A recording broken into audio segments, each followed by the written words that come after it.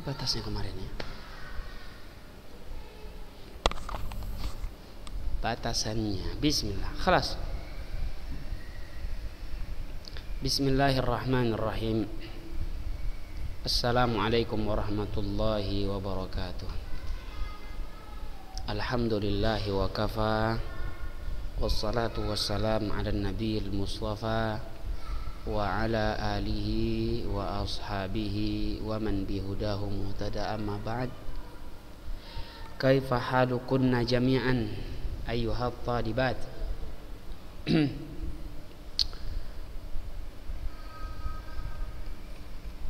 Alhamdulillah, puji syukur selalu kita ucapkan untuk Allah Azza wa Jalla yang senantiasa pula memberikan kita nikmat-nikmatnya sampai akhir hayat kita. Nanti senantiasa kita mendapatkan nikmat-nikmat Allah Subhanahu wa taala dan kita tidak terlepas dari nikmat-nikmat tersebut. Maka kita wajib menjadi orang-orang yang bersyukur kepada Allah Subhanahu wa taala. Dan bersyukur bukan hanya sekedar dari lisan saja. Karena kalau dari lisan maka banyak orang yang bisa bersyukur pada Allah. Akan tapi Allah jelaskan dalam Al-Qur'an apa? Wa qalilum min ibadiyasy syakur. Sedikit dari hamba-hambaku yang pintar bersyukur, pandai bersyukur. Karena apa? Karena mereka enggak ngerti bagaimana mensyukuri nikmat-nikmat Allah Azza wa Jalla. Mereka tahu hanya sekadar mengucapkan alhamdulillah saja cukup. Padahal tidak. Di antara bentuk mensyukuri nikmat Allah Azza wa Jalla dengan cara menjalankan nikmat-nikmat tersebut di dalam ketaatan kepada Allah Subhanahu wa taala. Kita berikan contoh gampangnya. Iya, kita berikan contoh gampangnya. Jika seorang ayah memberikan uang kepada anaknya, memberikan uang kepada anaknya untuk membeli makanan, untuk membeli makanan itu jajan diberikan, lalu si anak menjajankan uangnya bukan untuk beli makanan tapi untuk beli game, permainan. Apakah si ayah akan senang? Jawabannya tentu si ayah tidak akan senang. Demikian pula, begitu pula Allah Azza wa Jalla. Tentu Allah Azza wa Jalla akan marah kepada hamba-hambanya yang menghabiskan nikmat-nikmat yang Allah Ta'ala berikan kepada mereka bukan kepada apa yang Allah Ta'ala ridhai. Semoga Allah Azza wa Jalla berikan taufiknya kepada kita semua untuk bisa mensyukuri setiap nikmat-nikmat yang telah Allah Azza wa Jalla berikan kepada kita. Allahumma amin. Salawat dan salam semoga senantiasa tercurahkan untuk junjungan kita Nabi Muhammad sallallahu alaihi wasallam dan juga untuk para istrinya, keluarganya dan orang-orang yang mengikuti mereka dengan ihsan sampai hari kiamat kelak. Taib akhwat yang semoga senantiasa dimuliakan oleh Allah Azza wa Jalla. Ya, sekedar informasi atau berita gembira. Mungkin berita gembira maksudnya apa? Ya, berita gembira bahwa ini pelajaran kita yang terakhir di bulan Ramadan ini. Pertemuan terakhir. Mungkin antunna sudah tahu, tapi ya sekedar saling mengingatkan aja. Karena memberikan kebahagiaan di hati seorang mukmin itu merupakan ibadah. Selama kebahagiaan yang diberikan itu masih di dalam koridor syariat, tidak keluar dari syariat ya.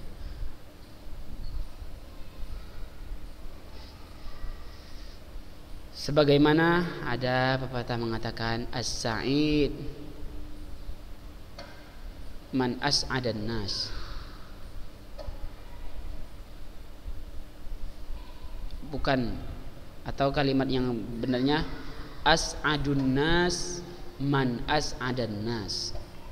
Ya, orang yang paling bahagia adalah orang yang membahagiakan orang lain.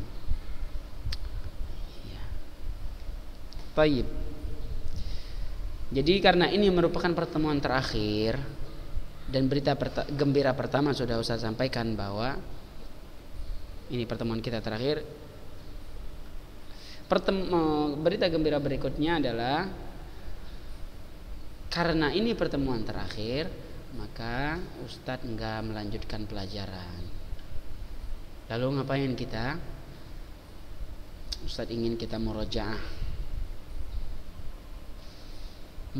pelajaran kita, khususnya di fase apa? Karena kita belajar tentang fase-fase perkembangan fikih. Yang ingin Ustadz ulang fase fikih di masa siapa ya?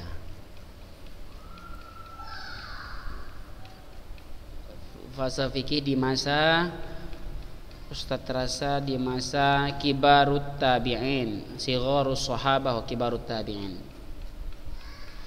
Kita lihat dulu di sini. Ini karena apa ya?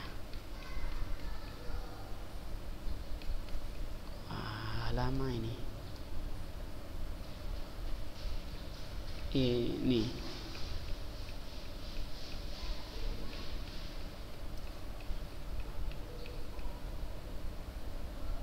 Kemarin perkembangan fikih di masa Khulafaur Rasyidin. Ya, tahulah siapa-siapa saja Khulafaur Rasyidin ya.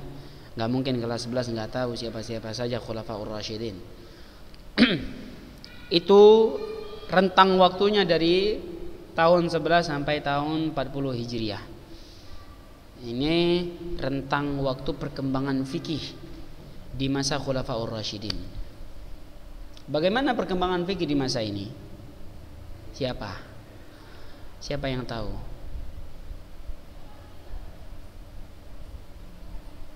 Perkembangan fikih di masa ini karena masih ada para sahabat. Tentu mereka masih banyak menyelesaikan setiap permasalahan fikih itu dengan musyawarah. Musyawarah di antara para sahabat.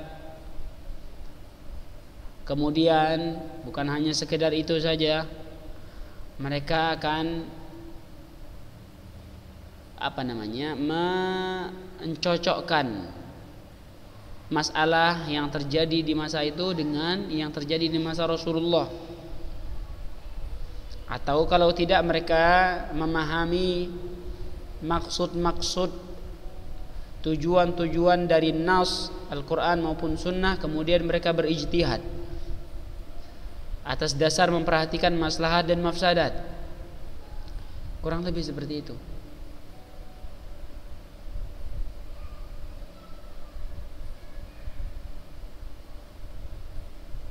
Dan tentu di masa Khulafaur Rasyidin ada beberapa para sahabat yang terkenal dengan keilmuannya, tempat referensi para sahabat untuk bertanya ada.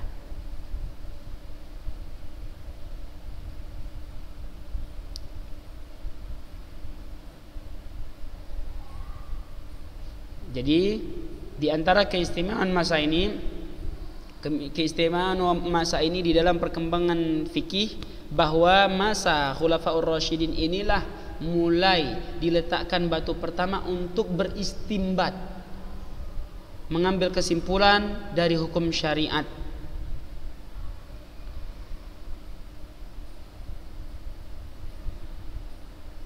Itu yang pertama. Di antara keistimewaannya lagi juga bahwa fikih yang harus difahami oleh para sahabat di masa itu adalah fikih terhadap Al-Quranul Karim.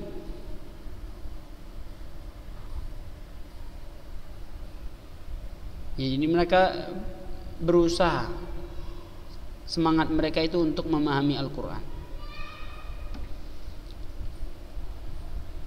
Tentu bukan berarti meninggalkan sunnah Nabi Sallallahu Alaihi Wasallam. Memahami Al-Quran dengan mengikatnya dengan sunnah-sunnah Nabi Sallallahu Alaihi Wasallam, tafsir-tafsir, penjelasan dari Nabi Sallallahu Alaihi Wasallam. Itu di masa para sahabat.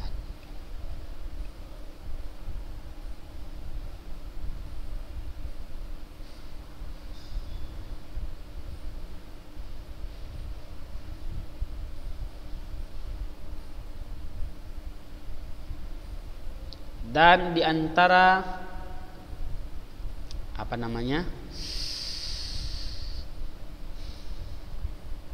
usaha yang dilakukan oleh Umar bin Khattab di masa itu, orang yang banyak menghafal hadis dilarang keluar dari kota Madinah. Maksudnya apa? Ia kumpulkan para sahabat itu kalau bisa di kota Madinah seluruhnya, agar mudah jika ada masalah, mereka mudah bermusyawarah dan lain-lain. Lalu tentang para sahabat yang terkenal dengan ilmu fikihnya dan terkenal dengan fatwanya sebagai rujukan, ada kita bahas. Iya. Dan siapa-siapa saja sahabat yang terkenal atau yang sedikit berfatwa, yang banyak berfatwa siapa, yang sedang-sedang saja siapa, sudah kita sampaikan. Kemudian fase berikutnya adalah fase sigharus sahabah wa kibarut tabi'in. Sigharus sahabah, sahabat yang junior, karena masa yang senior, masa Khulafaur Rasyidin sudah berlalu. Masuklah ke masa fase sigharus sahabah, sahabat-sahabat yang junior, beserta dengan itu kibarut tabi'in, tabi'in yang senior. Ini masa ad-daurut ta'sisi lil fikhi, masa pembentukan atau ya terbangunnya ilmu fikih, demikian. Di masa-masa ini begitulah fikih tersebar dari Nabi sallallahu alaihi wasallam di masa Nabi, kemudian para sahabat ya, Khulafaur Rasyidin, lalu sampai kepada sigharus sahabah, sahabat-sahabat yang junior yang ketika itu masih kecil belia, lalu mereka sudah dewasa dan mereka mengajarkan ilmunya kepada kibarut tabi'in, tabi'in yang senior. Rasa nggak ada lagi yang nggak ngerti apa itu, siapa itu tabi'in, apa itu sahabat. Tabi'in sudah jelas, mereka yang bertemu hanya kepada para sahabat, tidak ketemu kepada Rasulullah, mereka tabi'in.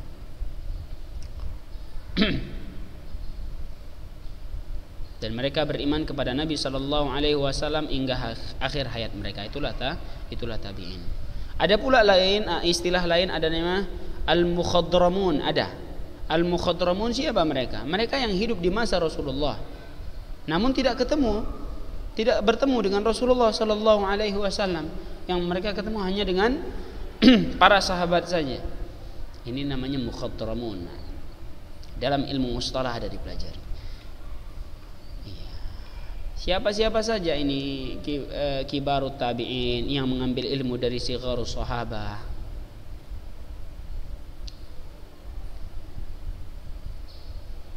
Ada disebutkan di sini. Ini mulai terlihat fikih mulai terbangun. Yang satu fikihnya berdasarkan mufti Makkah ketika itu. Mereka belajar sama mufti Makkah, pemahamannya pemahaman penduduk Makkah. Kemudian ada mufti Madinah yang dipelajari oleh fulan dari tabi'in. Jadi berbeda-beda pemahaman mereka, tergantung kepada siapa mereka berguru. Demikianlah mereka, ilmu fikih itu terbangun. Di setiap daerah ada ahli fikihnya, ada muftinya yang berfatwa, dan mereka akan mengajarkan ilmunya kepada tabi'in. Kemudian perkenalan tentang tabi'in di sini ada namanya Makhul bin Abi Muslim Al-Hudhali, ada namanya Yazid bin Abi Habib, Bukair bin Abdullah Al-Ashaj, kemudian Mufti Qairawan Sahnun ya. Ini para tabi'in.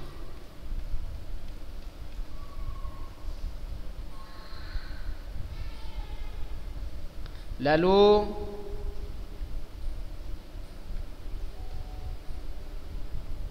ada namanya madrasatu ahlil hadis, ada namanya madrasatu ar-ra'i.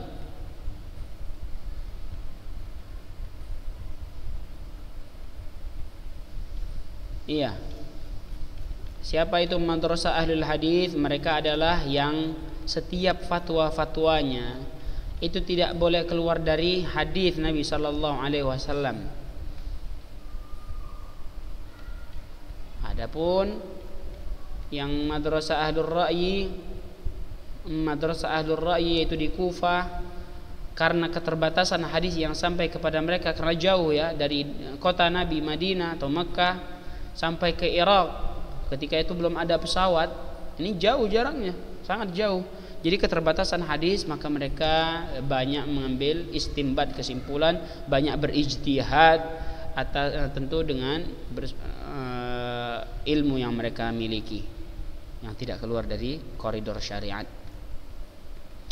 Ada orang-orangnya. Seperti kalau di antara 4 imam madhab terkenal siapa yang sering menggunakan ar-ra'i, yaitu Imam Abu Hanifah. Yang belum kita bahas ya. Di sini belum kita bahas.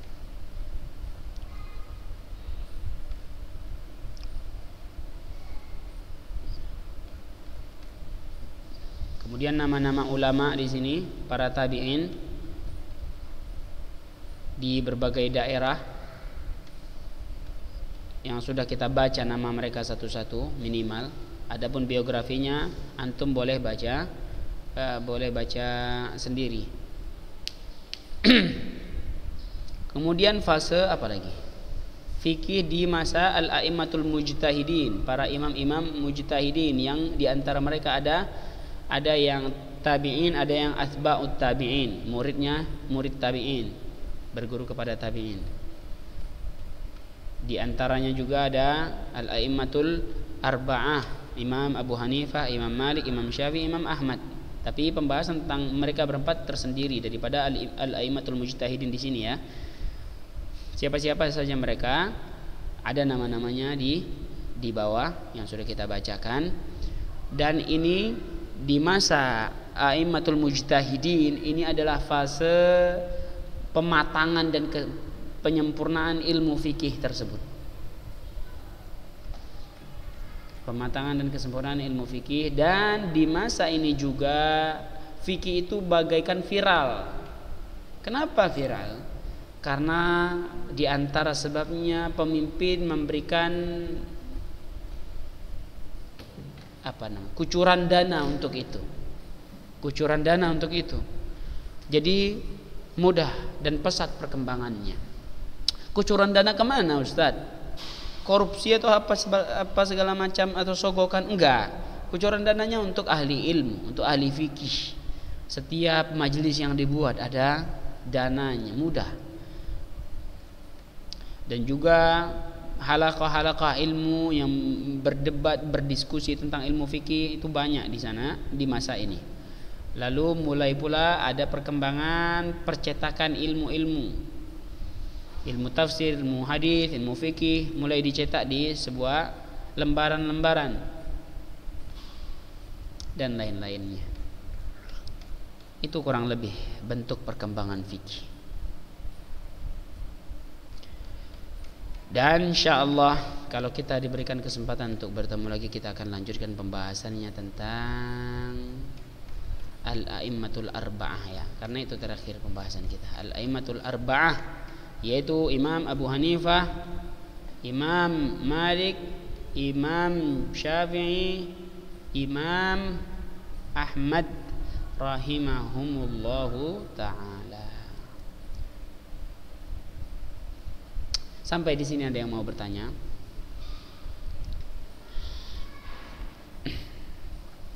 Jadi yang terbaik adalah diringkas apa-apa saja yang penting sudah kita sampaikan. Siapa-siapa saja nama-nama, minimal ditulis di ringkasan itu 1-2 nama yang sudah disebutkan ya, untuk penguat aja. Biar tahu oh ternyata ini hidupnya di masa ini, fulan ya, dari ulama ini hidupnya di masa ini dan lain-lainnya. Itu yang bisa Ustaz sampaikan sekarang sebagai bentuk murojaah kita pada hari ini. Kalau ada yang gak jelas silahkan ditanya. Dan terakhir, kalau ada salah-salah kata, salah-salah canda, salah-salah serius ya, Ustaz mohon maaf, semoga dimaklumi ya, karena nanti Lebaran kita tidak ketemu, ya Ustaz ucapkan di sini taqabbalallahu minna wa minkum, atau nanti kalau ketemu lagi Ustaz ucapkan lagi taqabbalallahu minna wa minkum siyamana wa siyamakum taqabbal ya karim. Dan terakhir, semoga antunna bisa menyempurnakan puasa hingga akhir bulan nanti, dan seluruhnya bahagia di Syawal, di Idul Fitri, tidak ada yang sedih. Barakallahu fikunna wa jazakunallahu khairal jazaa. Nas'alullah ta'ala an yarzuqana ilman nafi'an wa rizqan tayyiban wa amalan mutaqabbala. Wa na'udzu billahi min ilmin la yanfa'u, min qalbin la yakhsha'u, min nafsin la tashba'u, min da'watin la yustajabu laha. Kita tutup dengan doa kafaratul majlis. Subhanakallahumma wa bihamdika asyhadu an la ilaha illa anta astaghfiruka wa atubu ilaik. Wassalamu alaikum warahmatullahi wabarakatuh.